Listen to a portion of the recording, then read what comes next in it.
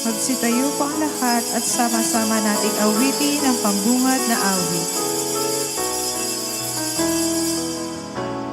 Sa atin sumila ngayon, manunubos, Kristo poon. Ang anghel sa kalangitan, masayang nag-awitan, ng papuri sa Diyos sa kaitaasan, at sa lupa'y kapayapaan. Sa ngalan ng Ama at ng Anak at ng Espiritu Santo. Amen.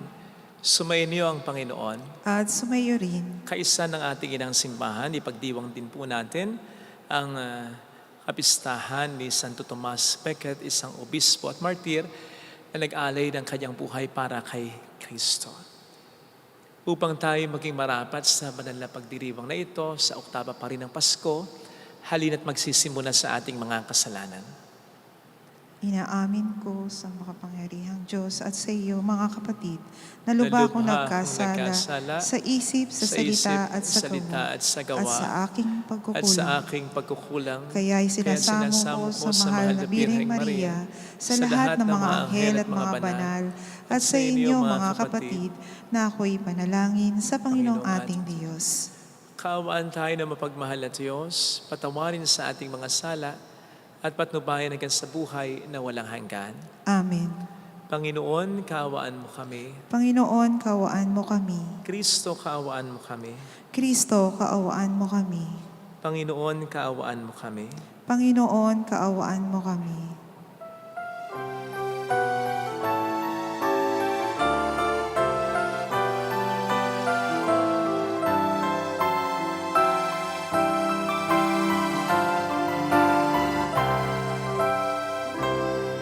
Luwalhati sa Diyos sa kaitaasan, kaloob sa lupa ay kapayapaan. Pinupuri ka, ipinagtarangan, sinasamba ka dahil sa dakila mong kalwalhatian. Panginoon naming Diyos, Hari ng langit, Amang makapangyarihan, Panginoong Jesucristo, bugtong na anak ng Diyos, Kordero ng Ama. Ikaw na nag-alis ng mga kasalanan ng sanlibutan. Tanggapin mo ang aming kahilingan, ikaw na naluluklok sa kanan ng Ama. Maawa ka sa amin, ikaw lamang ang banal, Panginoong Jesucristo, kasama ng Espiritu, sa luwalhati ng Ama. Amen, Amen, Amen, Amen.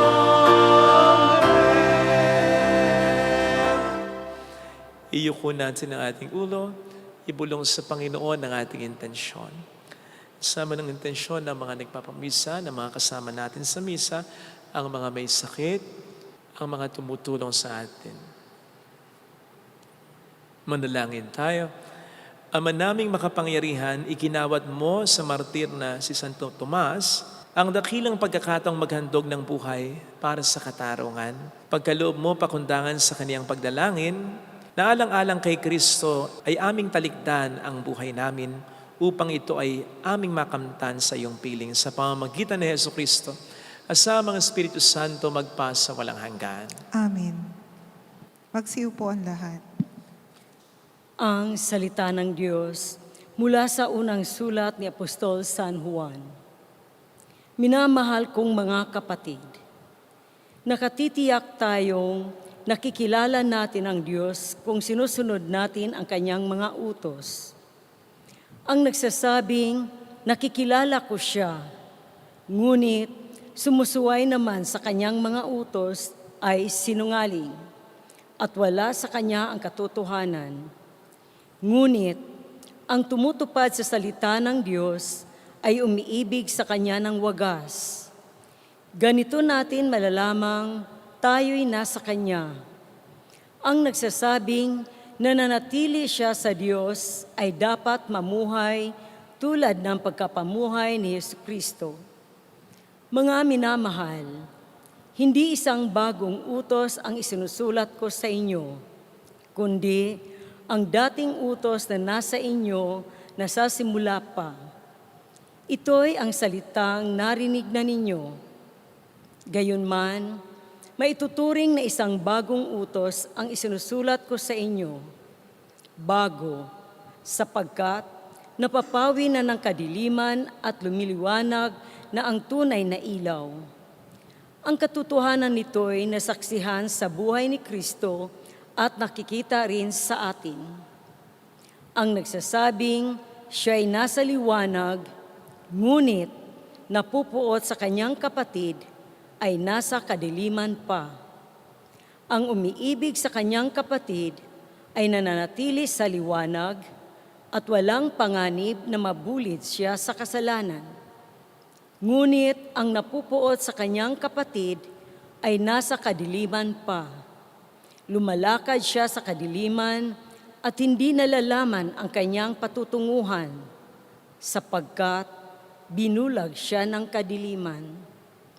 Ang salita ng Diyos. Salamat sa Diyos. Magalak ang kalangitan at daigdig ay magdiwang. Magalak ang kalangitan at daigdig ay magdiwang. Purihin ang Panginoon, awitan ng bagong awit. Panginooy papurihan nitong lahat sa daigdig. Awitan ang Panginoon, ngalan niya'y sakdal rikit. Magalak ang kalangitan at daigdig ay magdiwang. Araw-araw, ang ginawang pagliligtas ay ilathala. Kahit sa ay ipahayag na ang puon ay dakila, sa madla ay ipahayag ang dakila niyang gawa. Magalak ang kalangitan at daigdig ay magdiwang. Panginoon ang may likha ng buong sangkalangitan. Naliligid siyang lagi ng dangal at kabanalan. Ang lubos niyang kagandahan ay sa templo mamamasdan. Magalak ang kalangitan at daigdig ay magdiwang. Magsitayo po ang lahat.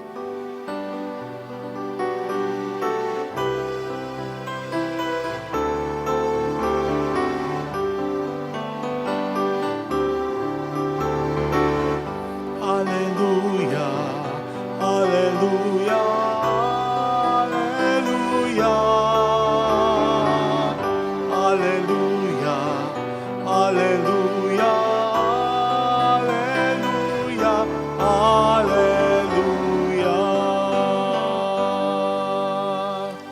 Sumainyo ang Panginoon. At sumayo rin. Ang mabuting balita ng Panginoon ayon kay San Lucas. Papuri sa iyo, Panginoon. Noong dumating ang araw ng paglilinis sa kanila, ayon sa kautusan ni Moises, ang mga magulang ni Jesus ay pumunta sa Jerusalem, dala nila ang sanggol upang iharap sa Panginoon. Sapagat ayon sa kautusan, ang bawat panganay na lalaki ay nakatalaga sa Panginoon. At naghandog sila ayon sa hinihingi ng kautusan ng Panginoon, mag-asawang bato-bato o dalawang inakhay na kalapate. May isang tao noon sa Jerusalem ang pangalan Simeon. Matapat at malapit sa Diyos ang lalaking ito at naghihintay sa katubusan ng Israel. Sumasa kanyang Espiritu Santo na nagpahayag sa kanya na hindi siya mamamatay hanggat hindi niya nakikita ang Mesiyas na ipinangako ng Panginoon. Sa patnubay ng Espiritu, pumasok siya sa templo at nang dalhin doon ng kanyang mga magulang ang sanggol na si Jesus upang gawin ang hinihingi ng kautusan, siya'y kinalong ni Simeon. Ito'y nagpuri sa Diyos na ang wika, kunin mo na, Panginoon, ang iyong abang alipin ayon sa iyong pangako. Yamang nakita na ng aking mga mata ang iyong tagapagligtas o ang iyong pagliligtas na inihanda mo para sa lahat ng bansa. Liwanag itong tatanglaw sa mga hintil at magbibigay karangalan sa iyong bayang Israel. Namangha ang ama't ina ng sanggol dahil sa sinabi ni Simeon tungkol sa kanya. Binasbasan sila ni Simeon at sinabi kay Maria, tandaan mo, ang batang ito'y nakatalaga sa ikapapahamak o ikaliligtas ng marami sa Israel. Isang tanda mula sa Diyos, ngunit hahamaki ng marami kaya't mahayag ang kanilang iniisip. Dahil diyan, ang puso mo'y para na ring tinarakan ng isang balaraw. Mga kapatid, ang mabuting balita ng Panginoon. Pinupuri ka namin, Panginoong Heso Kristo. Kamusta po ang inyong Pasko? Nakatanggap po ba kayo ng regalo? Natuwa naman po ba kayo para sa natanggap ninyo? Minsan daw ay merong isang lola, napansin si lolo sa may kitchen, nakatitig sa microwave oven. Noong una, di niya alintana, hanggang sa tinanong na niya, Ano bang tinititigan mo dyan? at sumagot si lolo, hindi ko kasi maintindihan itong TV bigay sa atin ng anak mo. Paulit-ulit na lang, kahit anong pindot ko, paikot-ikot lang. Yun po ang mangyayari kapag hindi natin naintindihan yung regalong binibigay sa atin.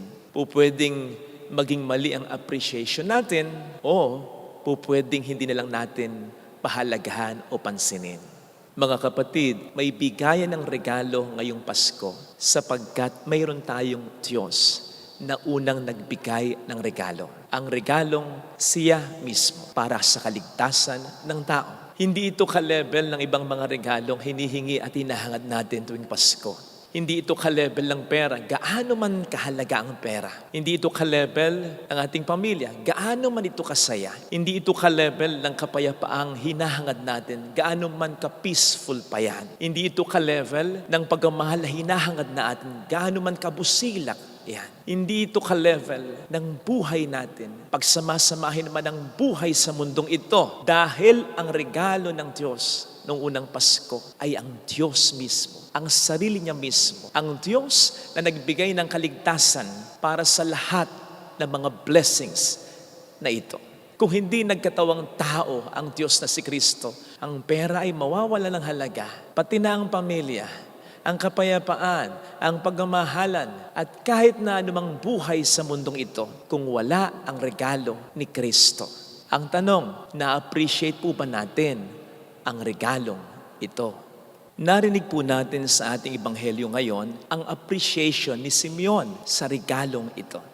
Di po ba tanda ng appreciation ng nakatatanggap ng regalo ay yung masaya siya kapag natanggap ito? Kung minsan, yung natanggap na regalo, yayakapin niya, ilalapit niya sa mukha niya, hahalik-halikan pa niya, at walang humpay ang pasasalamat sa nagbigay sa kanya. Ganito ang makikita natin kay Simeon. Bunsod ng Espiritu Santo, nang makita niya ang Panginoon, hinagka niya ito, pinangko niya, kinarga niya, niyakap niya. At nasabi pa niya sa pamamagitan ng isang awit, kunin mo na, Panginoon, ang buhay ko. Parang ganon. In other words, pwede na akong mamatay. Ganon katindi ang kanyang appreciation kasi naintindihan niya yung regalong natanggap niya. Napakalayo nito sa mga tao nung panahon na isilang si Kristo. Di ba't wala man lang halos nagpunta upang makita siya? Gayong ang pagsilang niya ay nasa banal na kasulatan at sinasabing nabulabog ang buong Jerusalem nang mangyari yan. But many people did not even bother to find him because they did not understand him. And so, they did not really appreciate him. E tayo po ba, na-appreciate po ba natin ang regalong ito? Because if we do, siguradong magiging masaya tayo. Ano man ang problema natin, kahit nitong Pasko, dahil alam natin kasama natin si Kristo. Okay? Tama na po pwedeng nandiyan pa rin ang problema. Pero si Simeon ba, nang si Kristo ay makita niya at mayakap pa niya, naging maayos agad ang buhay niya? Nawala ba sa trono ang mga Romano? Gumanda ba ang buhay niya? At least naging bata ba uli siya? Hindi. Pero sapat na yon na si Kristo ay makita niya at makasama para maniwala siya na may mangyayaring maganda sa kabila ng lahat ng problema na kanyang nakikita. In fact, kahit si Kristo ay sanggol pa lang, alam na niyang maayos ang lahat ng problema yan. Nandoon na ang simula ng kaganapan. Nasabi ko po last Sunday na kapag sinabi o pinasabi ng Diyos sa tao sa banal na kasulatan, the Lord is with you, I am with you. Ang ibig sabihin nun ay isang mahirap na gagampan ng misyon. Pero doon agad ang assurance na ma-accomplish ang misyon na yon sapagkat kasama nga natin ang Panginoon. Kaya anuman ngayon ang problema mo, kung talagang kasama mo si Kristo, makakaasa ka, makasisigurado ka, malalampasan mo ang lahat ng ito. At ang garantiya na sumasaad nga ang Panginoon talaga ay kapag tayo tunay na sumusunod sa mga utos niya. Yan ang sinasabi ni San Juan sa ating unang pagbasa. Aniya, ganito nalalaman na tayo ay nasa Kanya kapag tayo ay tumutupad sa mga utos niya. Sapagkat tandaan po natin na nagkatawang tao ang Diyos. Hindi upang pagandahin lang ang pakiramdam natin. Nagkatawang tao siya upang tayo ay pabanalin. God gave us Christmas not for us to feel good, but for us to be good. And that is for our good. Sapagkat ang kaligtasan naman talaga ay hindi yung pagkakaroon dito sa lupa ng maayos na buhay. Ang kaligtasan dito sa lupa ay ang pagkakaroon ng God-filled o mabuting buhay. Parang ganito lang, kayong mga magulang, kaugnay ng paghahanda ninyo para sa kinabukasan ng inyong mga anak. Sige nga, kailan nyo ba po pwedeng masabi yung sinabi ni Simeon sa ating ebanghelyo ngayon na po pwede na kayong kunin ng Panginoon, po pwede na kayong mamatay. Di ba?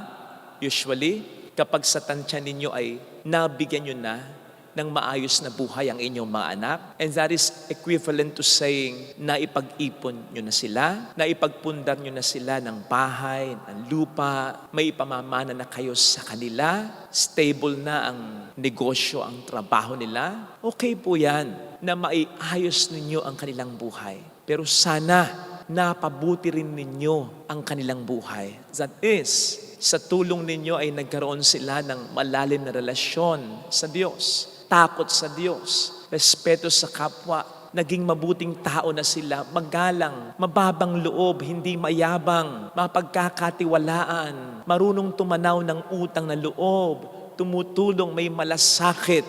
Dahil yon ang tunay na makapagbibigay ng stability sa buhay nila. Hindi sila makaranas ng problema, kundi yung malampasan nila anuman ang dumating sa kanilang problema dahil ang Diyos ay kasama nila. Ito po sana mga kapatid ang ipagdasal nating biyaya sa banal na misa. Yung tulad ni Simeon ay ma-appreciate talaga natin yung regalong hatid ng ating Panginoon na maaaring hindi agad buhay na maayos, kundi buhay agad na kasama ang Diyos. Inasmuch as ang buhay man natin ay maayos, maaliwalas, maginhawa, kung hindi natin kasama ang Diyos, darating at darating naman ang problema. Kaya magugulo rin sa huli ang buhay na yan. Pero kapag kasama natin ang Diyos, anumang gusot, anumang problema, anuman sa buhay ang hindi maayos, sigurado aayusin ng Diyos. Kaya siguradong maaayos. Amen. Lagay natin ang ating kanang kamay sa tapat ng ating puso.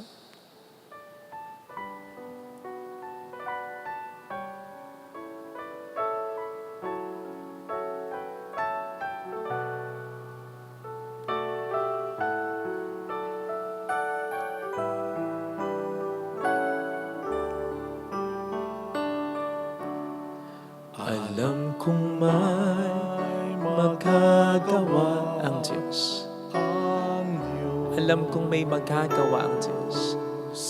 Alam kong Walang imposible sa Kanya. magagawa ang Diyos. Kung ako'y magtatapat, Kung ako'y magtatapat sa Kanya'y maglilingkod, sa Kanya'y maglilingkod, alam kong may magagawa ang Diyos. may magagawa ang Diyos.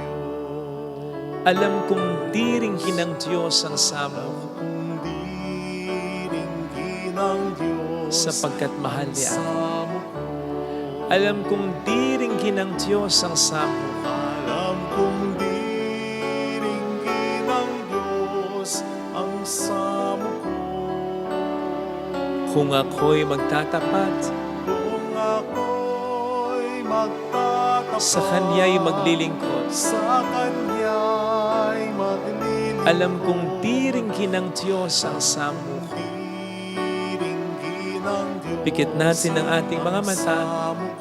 Panginoon, tulungan mo akong makapaghintay ng aking mga hinihiling para sa kabutihan ng aking buhay at mga mahal sa buhay.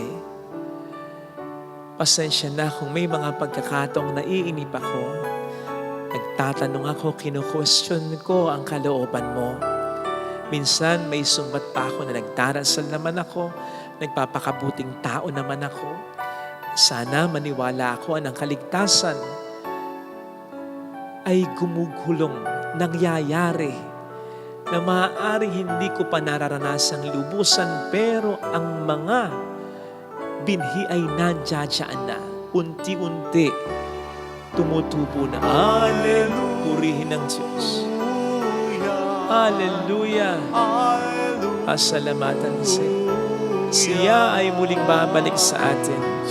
Hindi niya tayo iiwan. Hindi niya tayo pababayaan. Paniwalaan natin yan. Hallelujah!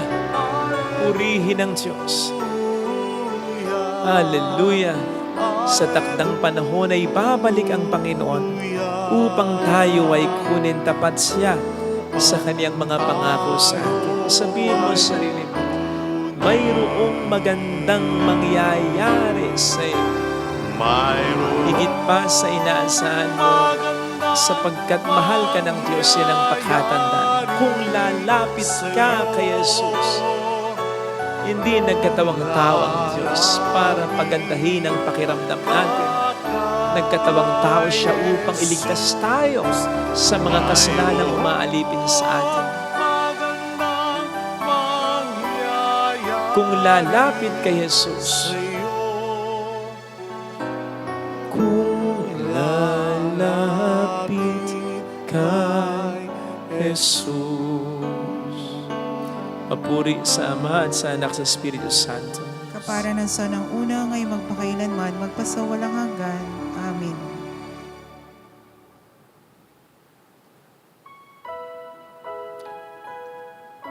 Pag-aalay.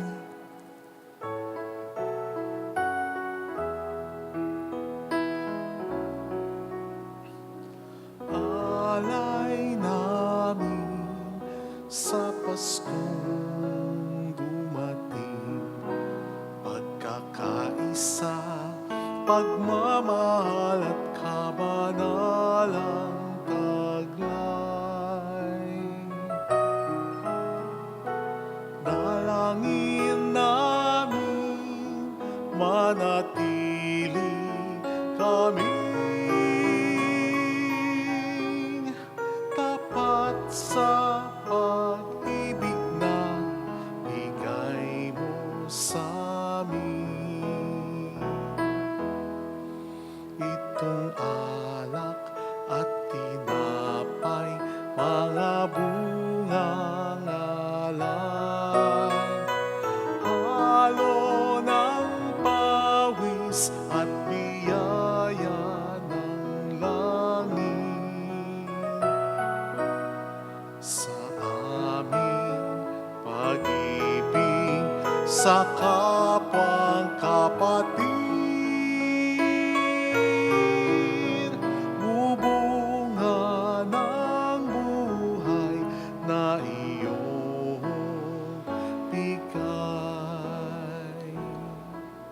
Langin tayo, pang ating handog ay maging kalugod-lugod sa Diyos sa mga makapangyarihan. Tanggapin nawa ng Panginoon itong paghahain sa iyong mga kamay, sa kapurihan niya at karangalan sa ating kapakinabangan at sa buong sambayanan niyang banal. Ama naming lumikha, pakabanalin mo at basbasan ang mga alay na nakahanda upang paalabin nito ang aming diwa sa ningas ng pag-ibig mo na nagdulot ng tagumpay sa pagkapakasakit ni Santo Tomas. Sa pamamagitan ni Jesucristo, kasama ng Espiritu Santo, magpas sa walang hanggan. Amen. Sumainyo ang Panginoon. At sumayo rin, Itaas sa Diyos ang inyong puso at diwa. itinaasa namin sa Panginoon. Pasalamatan ng Panginoong ating Diyos. Marapat na siya ay pasalamatan. Ama naming makapangyarihan, tunay ngang marapat na ikaw ay aming pasalamatan. Ngayong kagalakan namin na si Santo Tomas Becket ay parangalan. Siya'y kapanalig naming may paninindigan na ikaw ay pahayag kahit siya'y mamatay, sapagkat minarapat mong kanyang matularan ang iyong anak na naghain ng sariling buhay. Tulad na naganap sa iyong anak, ang dugo ng mga martir ay dumanak, hindi dahil sa katatagang likas, kundi dahil sa iyong bigay na lakas. Kaya kaisa ng mga anghel na nagsisiawit ng papuri sa iyo ng walang humpay sa kalangitan, kami nagbubunyi sa iyong kadakilaan. Santo, Santo, Santong Panginoong Diyos ng mga hukbo, napupuno ang langit at lupa ng kadakilaan mo. Hosana sa kaitaasan. Pinagpala ang naparirito sa ngalan ng Panginoon. Hosana sa kaitaasan. Ama naming banal, ikaw po ang bukal ng tanang kapanalan, kaya't sa pamamagitan ng iyong Espiritu gawin mong panal ang mga kaloob na ito upang para sa amin maging katawan at dugo ng iyong anak na aming Panginoong Hesukristo. Bago niya pinagtiis ang kusang loob na maging handog, hinawakan niya ang tinapay, pinasalamatan kaniya, pinaghati-hati niya iyon. Iniabot sa kaniyang mga alagad at sinabi, "Tanggapin ninyong lahat ito at kanin. Ito ang aking katawan na ihahandog para sa inyo."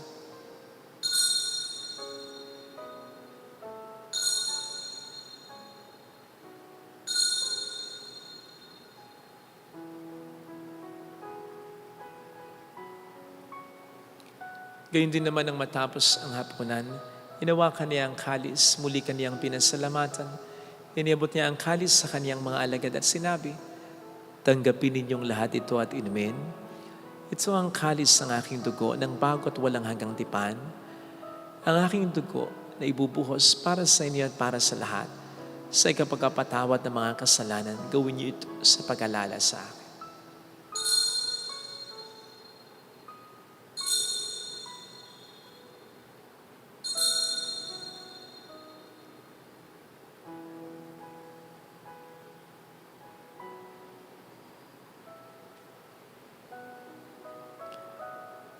Ipagbunyi natin ang misteryo ng ating pananampalataya.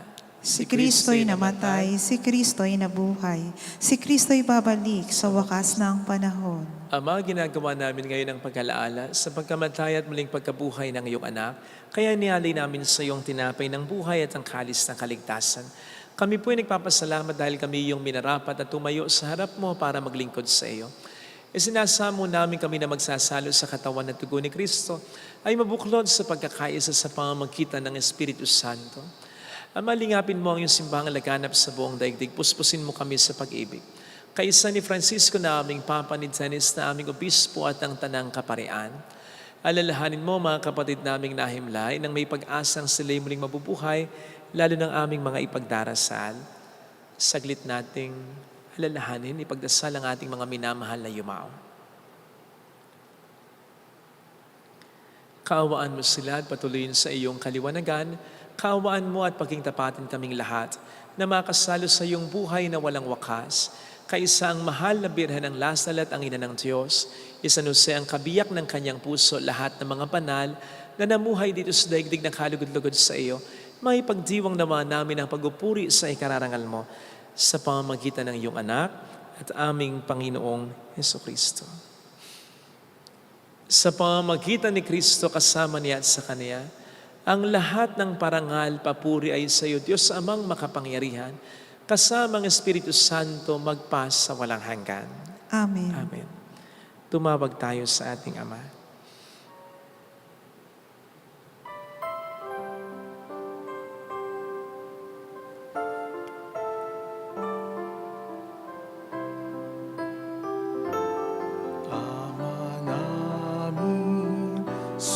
nasa langit ka, sambahin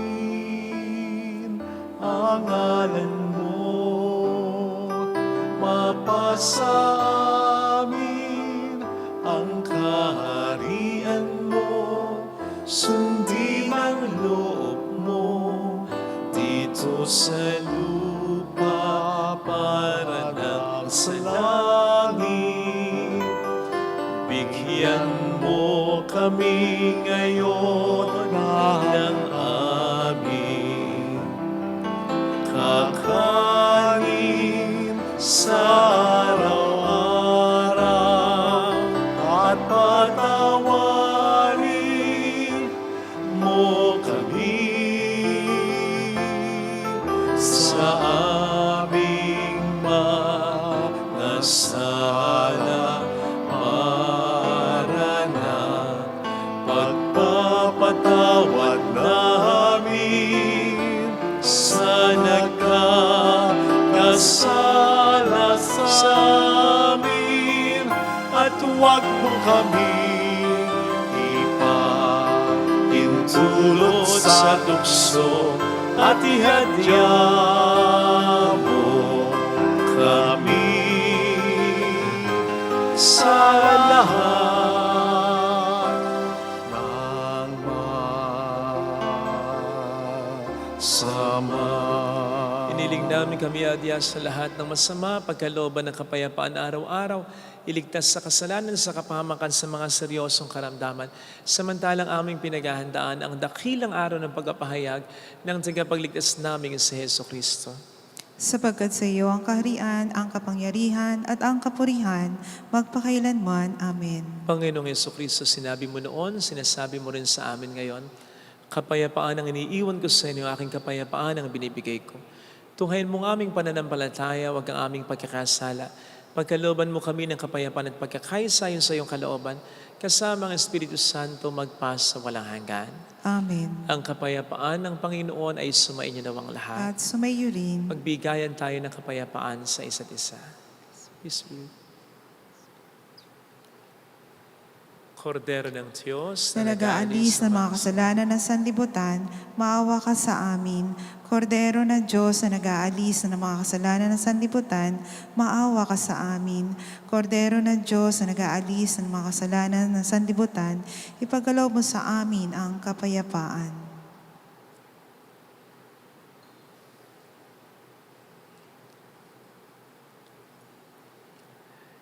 Narito sa harap natin ng Panginoon ang ating buhay at kaligtasan.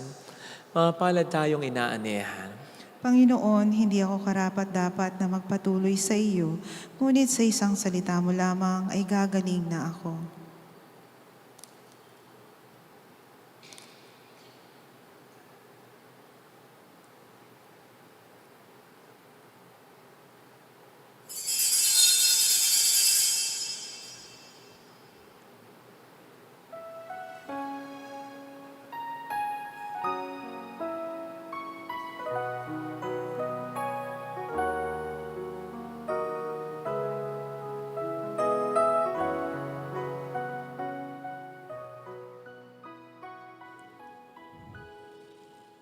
Panalangin para sa espiritual na pakikinabang.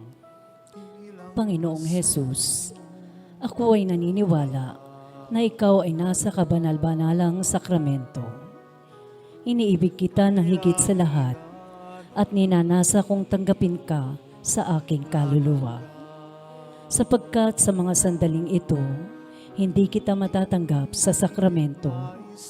Tumuloy ka sa espiritu sa aking puso. Niyayakap kita na para bang naririto ka na. Inaalay ko ng buong buo ang aking sarili sa iyo. Huwag mong hayaang mawalay ako sa iyo. Amen.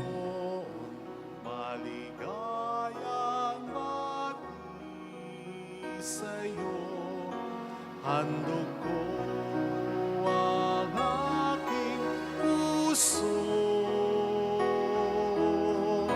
sa pagmamahal ay dalisain mo upang maging katulad ng sa'yo.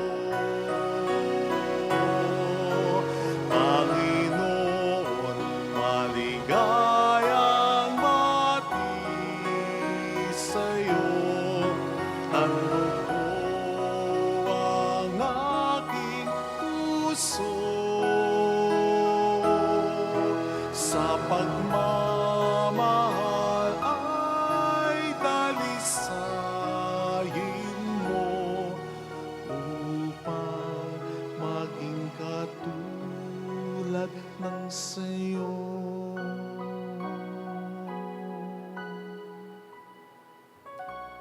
Manalangin tayo. Ama naming mapagmahal, ang tinanggap naming banal na pakikinabang ay makapagdulot nawa sa amin ng katatagan na nagkaloob ng katapatan sa paglilingkod at tagumpay sa pagtitiis ng pagsubok sa iyong martir na si Santo Tomas Becket. Sa pamamagitan ni Jesucristo, kasama ng Espiritu Santo, magpasa walang hanggan. Amen. Holy God, Holy Mighty One, Holy Immortal One. Have mercy on us and the whole world. Holy God, Holy Mighty One, Holy Immortal One. Have mercy on us and the whole world. Holy God, Holy Mighty One, Holy Immortal One. Have mercy on us and the whole world. Jesus, King of Mercy, We trust in you. alalahanin, Alalahanin, o mahal na biren ng Lazaret, ina ng pag-asa, ikaw ang nagpapaalala sa aming magbalik loob sa Ama. Ito ang nagpapatunay na ang kagandahang loob mo'y nananatiling busilak. Sa pag-aaruga mo sa amin, tungkulin mo'y tinupad. Sa paanan ni Kristo'y itinuring mo kaming mga tunay mong anak, kaya ninais mong ni isa'y huwag mapahamak. Maging sa iyong walang tigil na pananalangin, pati luhay pumatak. Huwag namang mawalan ng saysay ang iyong paghihirap. Hiling nawa namin sa iyo, o aming inang liyag, na matapos ang pakikibaka namin sa mundong ito at sa pananatili naming tapat kay Kristo. Sa kapurihan mo'y makibahagi kaming ganap, upang kung nasaan ka ngayon ay maparoon din kaming lahat, at ang kaganapan ng kaluwalhatian ng Diyos ang may tuluyang matupad. Siya nawa. mahal na Birhen ng Lazaret, tagapagkasundo ng mga makasalanan. Ipanalangin mong walang patid kami mga dumudulog sa iyo. Marami pong salamat sa inyong mga tulong sa pagtangkilik sa ating souvenir shop, sa ating alkansya, sa ating 3 Nails and a Crown, sa pag-share ng ating mga videos at sa mga binibigay niyo pong tulong through our GCash and bank account. Thank you very much. Sumayin niyo ang Panginoon. At sumayo rin. Pagpalain po kayo kasama ang ating pamilya na mapagmahal na Diyos, ng Ama at ng Anak, ng Espiritu Santo. Amen. Umayo tayo sa kapayapaan ni Kristo. Salamat sa Diyos.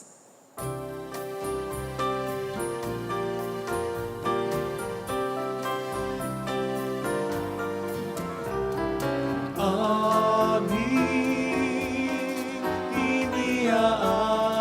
Iniaalay ang pag-ibig na walang kapantay. O kay sarap mabuhay kung may nagmamahal, pagmamahal na tunay at laging dahisay. Ang Birhen kong umibig ay walang sintamis, pagsintang sakdal linis sa iyo hanggang langit. O Birhen, Birheng mahal, sa awit at sa dasal, amin iniaalay ang pag-ibig na walang kapantay.